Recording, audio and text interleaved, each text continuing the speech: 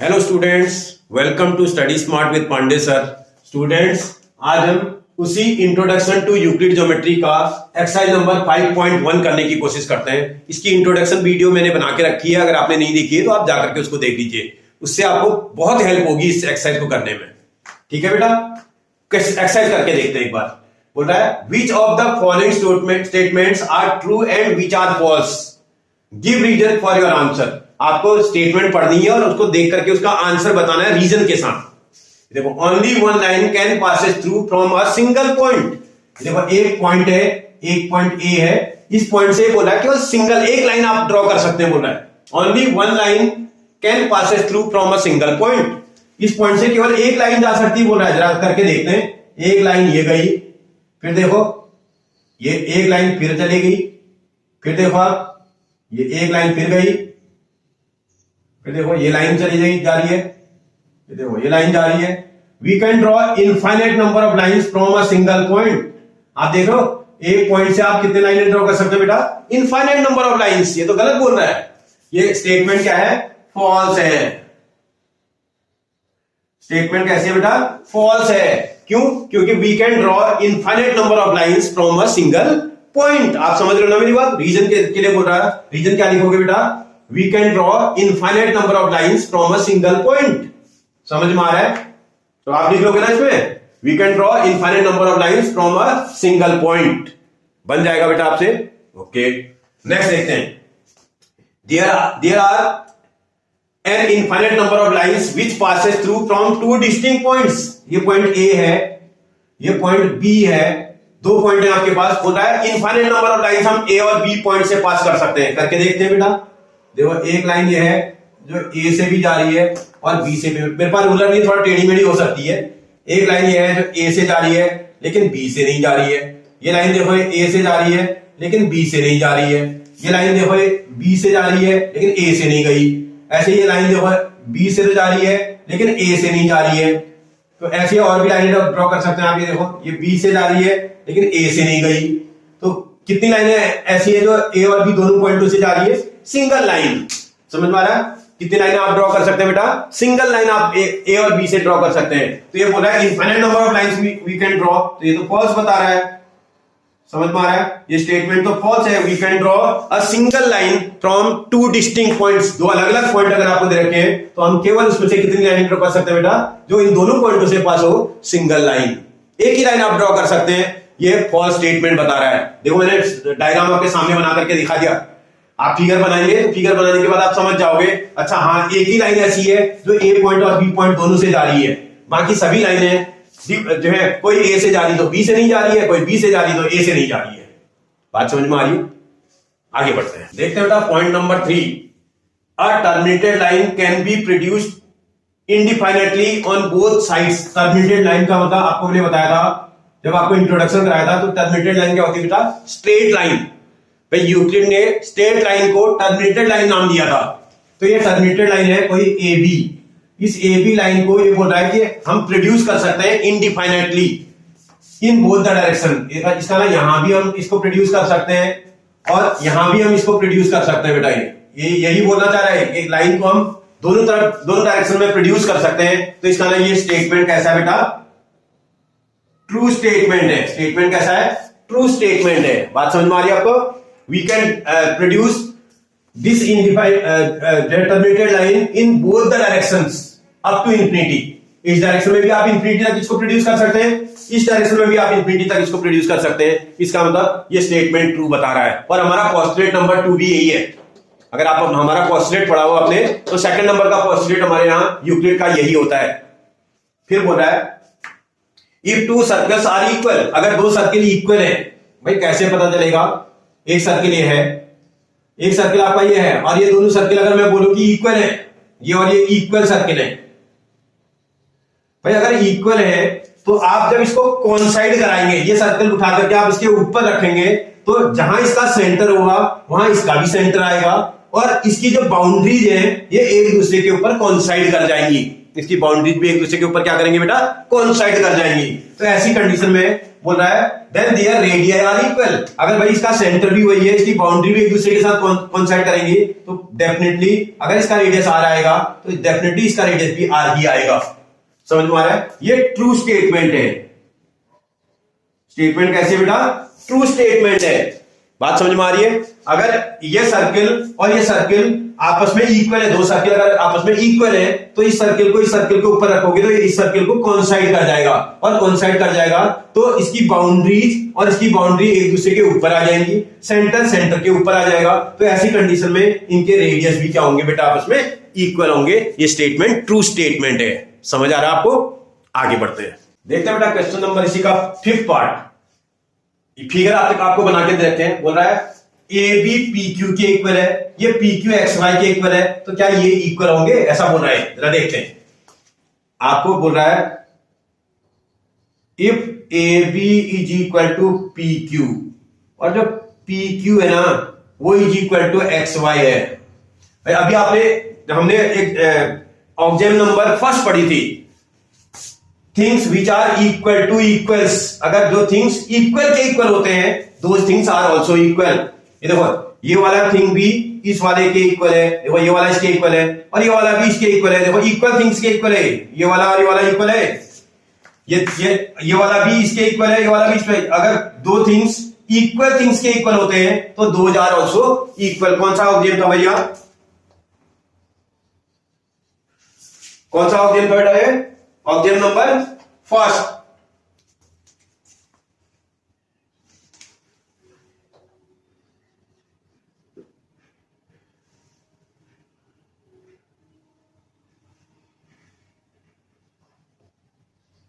भाई object number first क्या क्या ऑब्जेक्ट नंबर फर्स्ट थी बेटा?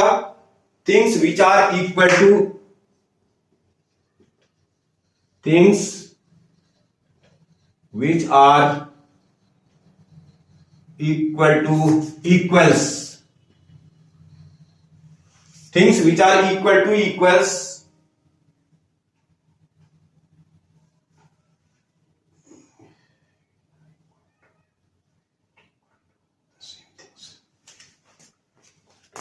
which are equal to the same thing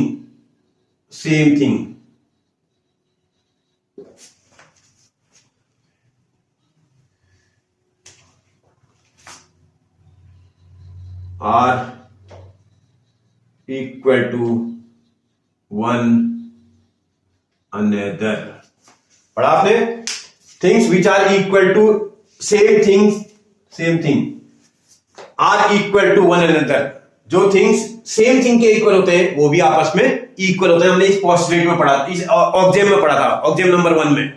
समझ में आ रहा है? कोई परेशानी तो आप आराम से कर दोगे, कोई दिक्कत नहीं होगी आपको। नेक्स्ट देखते हैं बेटा, देखते हैं नेक्स्ट क्वेश्चन, क्वेश्चन नंबर 2 क्या बोल रहा है जरा देखें।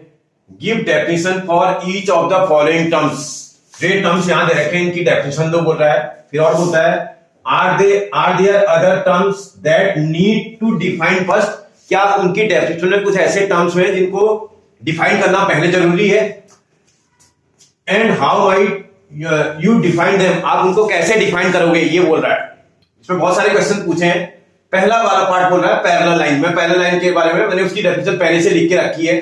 अगर आप थोड़ा ध्यान से देखोगे इसमें कुछ वर्ड है जिनको आपको डिफाइन करना है। जैसे इसमें अगर आप वर्ड देखोगे, एक तो लाइन वर्ड आ रहा है और एक पॉइंट वर्ड आ रहा है। तो इसका मतलब अब पैरेलल लाइन की डेफिनेशन क्या होती है? वैसे पैरेलल लाइन वो लाइंस है प्लेन में जो एक दूसरे पर कभी मिलती ही नहीं है, ठीक है ना। Lines on the plane that never meet, they are always maintain the same distance at every point. भाई अगर हम फिगर से अगर समझे थोड़ा, एक लाइन ये है ए बी, एक लाइन ये है पी क्यू। ये क्या बोल रहा है? ये दो लाइनें हैं, ये इस प्लेन पर कभी भी इंटरसेक्ट नहीं करेंगी, मिलती नहीं, एक दूसरे से मिलती नहीं है। मिलती नहीं है का मतलब इंटरसेक्ट नहीं करती है। और इनकी जो परपेंडिकुलर डिस्टेंस होती है, डिस्टेंस बोल रहा है, इसका perpendicular distance between the points, जो ये पॉइंट है इनके बीच में जो परपेंडिकुलर आप डिस्टेंस इसकी निकालोगे, ये हमेशा क्या होगा मतलब बोल रहा है सेम होगा। बोल रहा है ये सेम डिस्टेंस मेंटेन करेंगे, मतलब ये डिस्टेंस, ये डिस्टेंस, ये डिस्टेंस, ये डिस्टेंस हमेशा क्या होगी बोल रहा है? इक्वल होगी बोल रहा है। बात समझ में आ रही? पैरेलल लाइन की डेफिनेशन में ये बात क्लियर कर रहा है कि ये दो लाइनें एक दूसरे पे कभी नहीं मिलेंगी और इनके बीच में जो पॉइंट है उनके बीच की जो परपेंडिकुलर डिस्टेंस है वो हमेशा सेम रहती है। ये डिस्टेंस ये डिस्टेंस ये डिस्टेंस ये डिस्टेंस हमेशा सेम रहती है, ऐसा ही बोल रहा है। अब इसमें दो वर्ड आ रहे हैं, एक लाइन और एक पॉइंट, तो इनकी डेफिनेशन भी आपको बतानी है। लाइन, अगर आपने मेरा इंट्रोडक्शन वीडियो देखा हो बेटा, मैंने वहां पूरा एक्सप्लेन कर रखा है। It is a breathless length, मतलब लाइन क्या होती है, उसमें कोई ब्रेथ नहीं होती है, ठीक है ना, विड्थ नहीं होती, इसका मतलब ब्रेथलेस लेंथ है। फिर बोला point which has no part, point क्या होता है बेटा, ये है पॉइंट। ये अगर ऐसे बना दे तो पॉइंट है, इधर भाई ऐसा बना दिया पॉइंट है, ऐसा बनाया पॉइंट है, जिसमें कोई पार्ट नहीं होता है, या विच कवर माइन्यूट एरिया भी बोल सकते हैं, बहुत ही कम नहीं के बराबर का एरिया कवर करता है, उसको हम पॉइंट बोलते हैं। ठीक है बेटा, ये तो मैंने आपको पैरेलल लाइन की डेफिनेशन बता दी, उसमें दो वर्ड आ रहे थे, एक लाइंस एक पॉइंट, उसकी भी डेफिनेशन आपको मैंने डिफाइन कर दिया, क्योंकि ये बोल रहा है अगर उसमें कोई और वर्ड आ रहे हैं तो उनको भी आपको डिफाइन करना है। ठीक है बेटा, नेक्स्ट देखते हैं, फिर देखते हैं बेटा पार्ट नंबर सेकंड बोल रहा है परपेंडिकुलर लाइंस। क्या होती है बेटा परपेंडिकुलर लाइंस? देखो, a line meeting another line at the right angle, एक लाइन दूसरी वाली लाइन के साथ अगर राइट एंगल में मीट कर रहे हैं, जैसे एक लाइन तो ये है, ये आपने वो कर दी, इस वाले पॉइंट से ओरिजिनेट किया आपने, एक और लाइन इसी पॉइंट से आपने फिर से ओरिजिनेट कर दी। ये देखो, एक लाइन ये थी जिसको आप एक्स वाई बोल रहे थे, एक लाइन ये वाली थी जिसको एक्स जेड बोल रहे थे आप, और ये दोनों एक दूसरे पर वो किस एंगल पर इंटरसेक्ट कर रहे हैं बेटा? राइट एंगल पर। यहां पर राइट एंगल फॉर्म कर रहे हैं। देखो, a line meeting another line at right angle is called perpendicular line. एक लाइन दूसरी लाइन के साथ अगर 90 डिग्री का एंगल बना रही है तो इसका मतलब ये लाइन इस लाइन के ऊपर क्या है बेटा? परपेंडिकुलर है। बात समझ में आ गई? अब यहां पर भी आपको दो चीजें फिर से आपको कर रहा होगा, एक तो लाइन की डेफिनेशन आपको बता रहा है, दूसरा राइट एंगल की बात कर रहा है, एंगल की बात कर रहा है, मतलब एंगल। ठीक है ना, तो एक आपको बोल रहा है लाइन और दूसरा बोल रहा है एंगल। मैंने लाइन की डेफिनेशन को भी आपको अभी इससे पिछले क्वेश्चन में भी मैंने बताया था लाइन की डेफिनेशन। लाइन तो ऐसे भी है, it is a breathless length होती है, इसमें ब्रेथ नहीं होती है। एंगल क्या होता है? जब दो लाइनें एक ही पॉइंट से ओरिजिनेट होती है तो वो एंगल बनाती है। ये एक लाइन इधर गई, एक लाइन इसी पॉइंट से कहीं भी वो करे तो एंगल बनाती है। एंगल डिफरेंट काइंड के होते हैं, जैसे इसमें राइट एंगल की बात कर रहा है। ठीक है ना बेटा, तो आप आगे की बात करते हैं। देखते हैं बेटा थर्ड, लाइन सेगमेंट बोल रहा है, a line with two and points. एक ऐसी लाइन है, देखो एक पॉइंट ये है ए, एक पॉइंट ये है बी, जिसमें एक ऐसी लाइन है, देखो इसको ज्वाइन कर दोगे तो लाइन बन जाएगी, और इसके दो एंड पॉइंट होंगे। एक ऐसी लाइन जिसके टू एंड पॉइंट्स होते हैं उसको क्या बोलते हैं बेटा? लाइन सेगमेंट, इसको बोलते हैं लाइन सेगमेंट। अब इसमें दो चीजें फिर दो वर्ड फिर आ रहे हैं, एक आ रहा हुआ लाइन, देखो यहां एक लाइन वर्ड यूज कर रहा है, और एक आ रहा पॉइंट। लाइन की डेफिनेशन भी आपको बतानी है, पॉइंट की डेफिनेशन भी बतानी है आपको। लाइन की भी डेफिनेशन मैंने कई बार आपको बता दी। अब ब्रेथलेस लेंथ को हम लाइन बोलते हैं।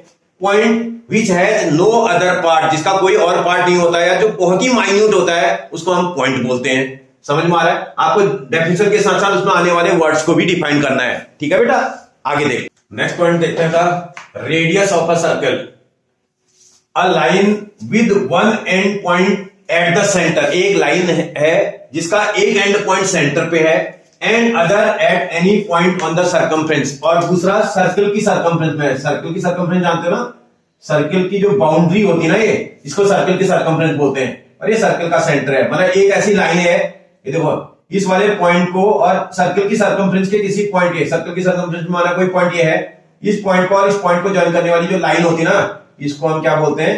रेडियस बोलते हैं बेटा। समझ में आ रहा है? रेडियस ऑफ अ सर्कल, ये सर्कल की बाउंड्री के पॉइंट को और सर्कल के सेंटर को मिलाने वाली जो लाइन सेगमेंट होती है, ये लाइन सेगमेंट या ये लाइन क्या होती है बेटा? रेडियस होती है। देखो, a line with one and, इसका एक लाइन का एक एंड जो है सर्कल के सेंटर में है, और दूसरा एंड सर्कल की सर्कमफ्रेंस में है, इसको सर्कल की सर्कमफ्रेंस बोलते हैं। तो इसमें दो पॉइंट फिर आ रहे होंगे आपके पास, एक तो लाइन वर्ड यूज कर रहा है और एक वर्ड आपके पास पॉइंट यूज कर रहा है। मैंने लाइन की डेफिनेशन और पॉइंट की डेफिनेशन आपको कई बार बता दी, फिर से दोबारा लिख दी मैंने। It is a breathless length, इसको लाइन बोलते हैं, और which has no other part, उसको आप पॉइंट बोलते हैं। समझ में आ रहा है? क्लियर हो गया बेटा? आगे बढ़ते हैं, देखते हैं बेटा लास्ट पॉइंट, स्क्वायर। स्क्वायर क्या होता है? A quadrilateral with all sides equal, एक ऐसा क्वाड्रेटल जिसकी सब साइडें इक्वल होती हैं, and all angles are right angle. ये देखो एक ऐसा टाइप का फिगर है जिसकी सारी साइड है, ए बी सी डी दिया था ना, ये साइड ये साइड ये साइड और ये साइड इक्वल हो, जिसकी सब साइडें इक्वल हो, and each angle is right angle. इसका ये वाला एंगल भी 90 है, इसका यहां बनने वाला एंगल भी 90 है, यहां पर भी 90 एंगल बन रहा है और यहां पर भी 90 एंगल बन रहा है। ठीक है ना। A quadrilateral with all sides are equal and all angles are right angle is called a square. जिसके सारे साइड इक्वल होते हैं और सारे एंगल 90 डिग्री के होते हैं, ऐसे टाइप के फिगर को हम स्क्वायर बोलते हैं। इसमें फिर से दो वर्ड आपको नजर आ रहे होंगे। एक वर्ड आ रहा है क्वाड्रिलेटरल और एक वर्ड आ रहा है आपके पास एंगल। ठीक है ना। इनकी भी डेफिनेशन आपको देनी है। क्वाड्रिलेटरल क्या होता है?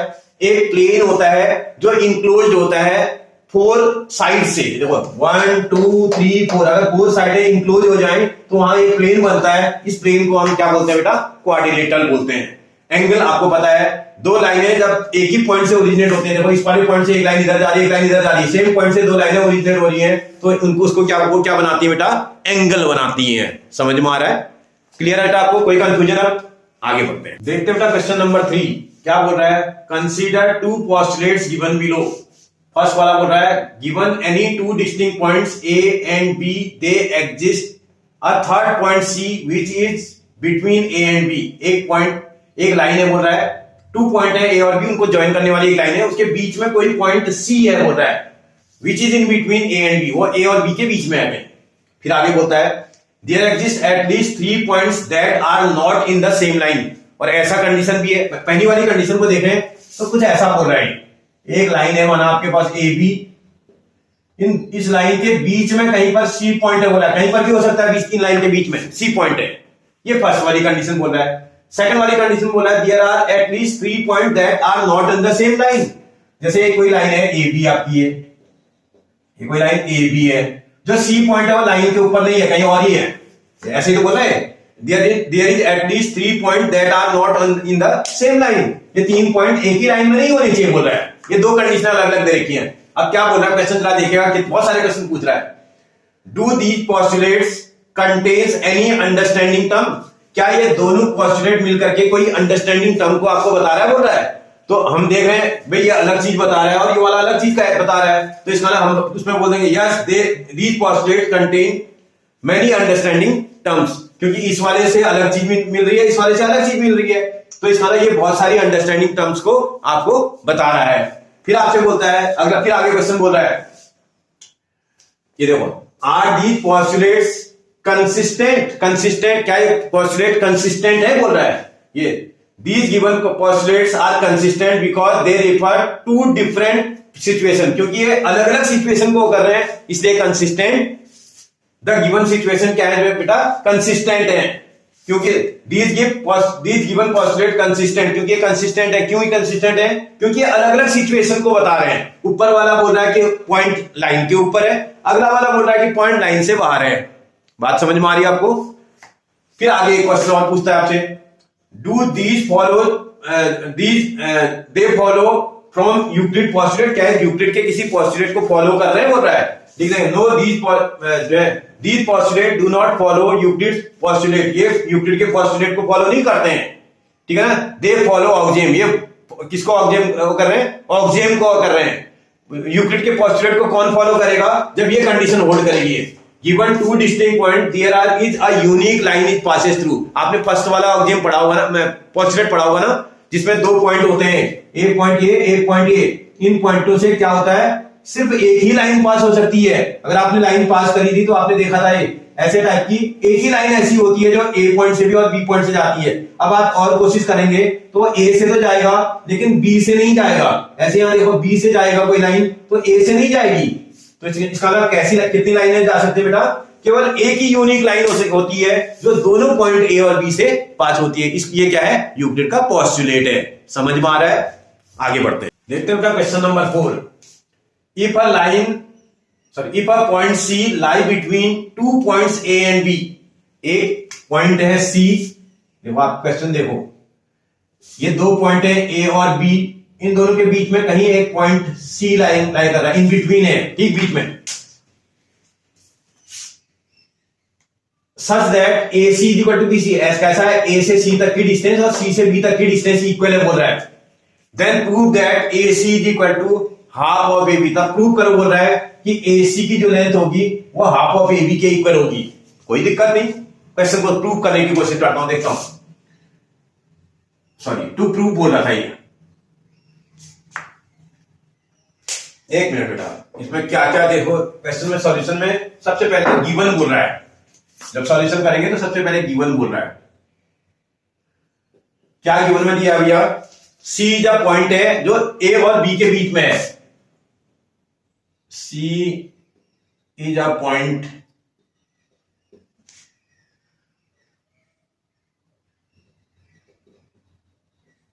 Between A and B such that कैसा है बेटा? उसमें ए से सी तक की डिस्टेंस और बी से सी तक की डिस्टेंस सेम है बोल रहा है। ऐसा एग्जामिनर ही बोल रहा है। क्या प्रूव करने के लिए बोल रहा है? To prove. क्या प्रूव आपको करना है भाई? प्रूव करने की बात कर रहा है कि A C is equal to half of A B के इक्वल होगा, ऐसा प्रूव कर दो बोल रहा है। कोशिश करते हैं, प्रूव तो हो ही जाएगा ये। देखते हैं, ट्राई करते हैं। क्वेश्चन को ध्यान से देखते हैं, उस पूरे क्वेश्चन को फिगर से देखना आप। फ्रॉम फिगर, अगर हम फिगर देख करके बात करें, इस फिगर में जो ए बी मेजरमेंट है ना, उसको ऐसा भी तो लिख सकते थे, ए सी प्लस बी सी। आप ध्यान से देखना, इस पूरे फिगर की इस पूरी मेजरमेंट को, इस ए बी मेजरमेंट को दिस प्लस दिस भी तो लिख सकते हैं। आप फिगर देखिए ना, this plus this is equal to A B. तो इसका मतलब, अब जरा आप फिगर में देखें, बट अगर आप क्वेश्चन को ध्यान से देखें तो A C is equal to B C given है। ये आपको गिवन में दे रखा है। A C is equal to B C given में दे रखा है। आप अपने क्वेश्चन में देखना, आपको प्रूव क्या करना है। आपको ए C is equal to prove करना है, तो ए सी को रहने देना ऐसे ही। इसका मतलब इस बी सी को मैं रिप्लेस कर देता हूं। देयरफॉर इस ए बी को ए बी रहने देना, इज इक्वल टू ए सी को ए सी रखना, प्लस इस बी सी को रिप्लेस करके इसकी प्लेस पर ए सी भी तो लिख सकते हैं।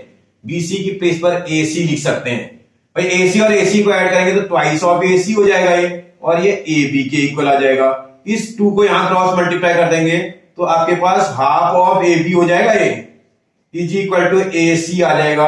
और यही आपको प्रूव करना है। आप चेक करो, A C is equal to half of A B आपको प्रूव करना है, ठीक है ना। इसको फिगर की हेल्प से आपसे प्रूव करो बोल रहा था, तो आप आराम से कर दोगे, कोई दिक्कत है बेटा, बन जाएगा। ठीक है, आगे बढ़ते हैं, देखते हैं बेटा क्या बोल रहा है। क्वेश्चन नंबर 5 बोला इन क्वेश्चन नंबर 4 में बोला था कि जो भाई आपके पास जो लाइन सेगमेंट ए से सी तक थी और बी से सी तक थी वो इक्वल है, तो इसका ना सी उसका मिड पॉइंट होगा। उसमें दिया हुआ था जो है C is mid point of line segment A B, given में दिया था क्वेश्चन नंबर उसमें 4 में। बोल रहा है क्या प्रूव करने के लिए बोल रहा है? आपसे प्रूव करो बोल रहा है। टू प्रूव, क्या प्रूव करना है भाई आपको? बोल रहा है अ लाइन सेगमेंट है one and only one mid point. A line segment has one and only one mid point. एक लाइन सेगमेंट में एक ही मिड पॉइंट होगा, ऐसा आपको प्रूव करना है। कोशिश करते हैं भाई, कोशिश करने पर हो जाएगा। प्रूव करने की कोशिश करते हैं। देखो क्या बोल रहा है, ये बोल रहा है कि लाइन का एक ही मिड पॉइंट होगा, ऐसा बोल रहा है। पहले एक मिनट आप फिगर को बना लो। ये कोई फिगर है, आपके पास ए बी लाइन सेगमेंट थी, इसके बीच में ठीक बीच में एक पॉइंट सी था, क्योंकि मिड पॉइंट ऐसे ही, तो ऐसा ही एग्जामिनर ने बोला था। और आपसे बोल रहा है कि इस लाइन में एक ही मिड पॉइंट होगा। जब भी ऐसा टाइप का क्वेश्चन आता है तो आप कंट्राडिक्टरी स्टेटमेंट लेकर के प्रूव करने की कोशिश करते हैं। Let D is another mid point of A B. इस ए बी का माना डी कोई एक और मिड पॉइंट होता, कहीं भी लगा लो, चाहे इधर लगा लो चाहे इधर लगा लो, कहीं भी एक जगह डी पॉइंट ले लो। मैंने बोला कि डी इसका एक और मिड पॉइंट होता। अगर डी इसका मिड पॉइंट होता तो ऐसी कंडीशन में बेटा आपके पास जो ए डी आता ना, अगर डी मिड पॉइंट होता तो A D is equal to आपका हाफ ऑफ ए बी के इक्वल होगा। तो अगर मिड पॉइंट है तो मिड पॉइंट तो उसको दो इक्वल पार्ट में, पूरी लाइन सेगमेंट को टू इक्वल पार्ट में डिवाइड कर देता है। अगर डी मिड पॉइंट है तो डी के इधर वाला पार्ट और डी के इधर वाला पार्ट आपस में इक्वल होगा। इसका मतलब डी इस पूरी लाइन सेगमेंट को 2 इक्वल पार्ट्स में डिवाइड करता है। तो यहां से यहां तक की डिस्टेंस है, ए से डी तक की जो डिस्टेंस होगी वो पूरी लाइन सेगमेंट ए बी का हाफ होना चाहिए बेटा। इसको इक्वेशन नंबर आप 1 बोल दोगे। But C is mid point of A B, ये तो गिवन में ही दिया है आपको। सी ए बी का मिड पॉइंट है, गिवन में दे रखा है। अगर सी ए बी का मिड पॉइंट है तो ए से सी तक की जो डिस्टेंस होनी चाहिए थी वो भी तो हाफ ऑफ ए बी के इक्वल होनी चाहिए भाई। इक्वेशन नंबर 2 हो गई है। अब आप इक्वेशन नंबर 1 और इक्वेशन नंबर 2 की हेल्प अगर ले लेंगे from equation number 1 and equation number 2, या इसमें अगर हम जैसे चैप्टर पढ़ रहे हो यूक्लिड ज्योमेट्री का, और यूक्लिड ज्योमेट्री के चैप्टर में अगर हम क्वेश्चन को ध्यान से देखें तो भाई इसमें कोई ना कोई ऑक्जेम लग रही होगी। आपने ऐसे टाइप की एक ऑक्जेम पढ़ी थी, याद आ रहा आपको?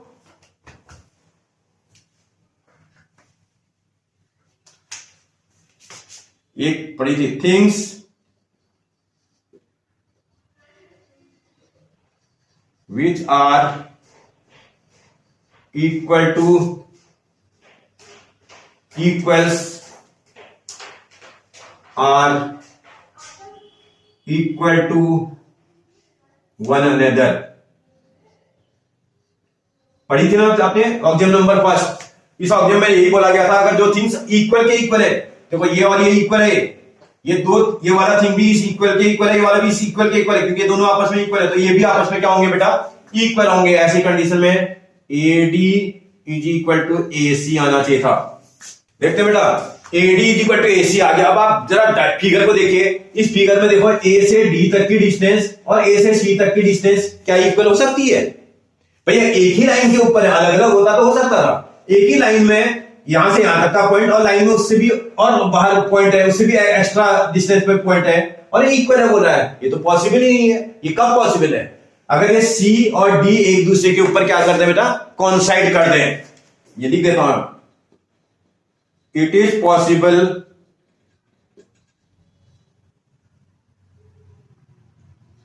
इफ आपका C पॉइंट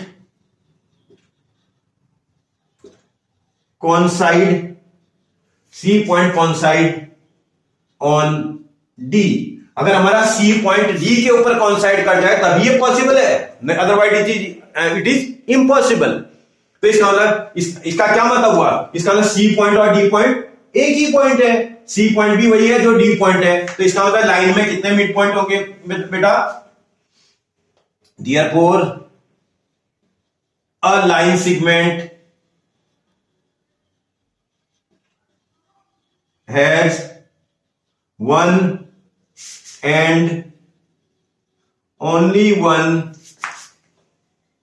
मिड पॉइंट। आपको बात समझ में आई बेटा?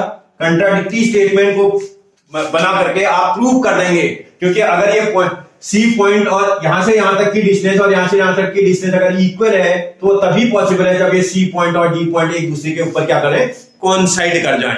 समझ में आया बेटा? ओके, आगे बढ़ते हैं। देखते हैं बेटा क्वेश्चन नंबर 6 बोल रहा है in figure this AC is equal to BD बोल रहा है। ये वाली लेंथ और ये वाली लेंथ इक्वल है, तो प्रूव करो बोल रहा है कि AB इक्वल टू CD। देखते हैं गिवन में क्या बोल रहा है। In figure if AC is equal to BD, क्या प्रूव करने के लिए बोल रहा है बेटा आपसे? टू प्रूव, क्या प्रूव करने के लिए बोल रहा है? प्रूव करने के लिए बोल रहा है कि AB जो मेजरमेंट होगी that is equal to CD के इक्वल होगी। तो प्रूव करने की कोशिश करते हैं,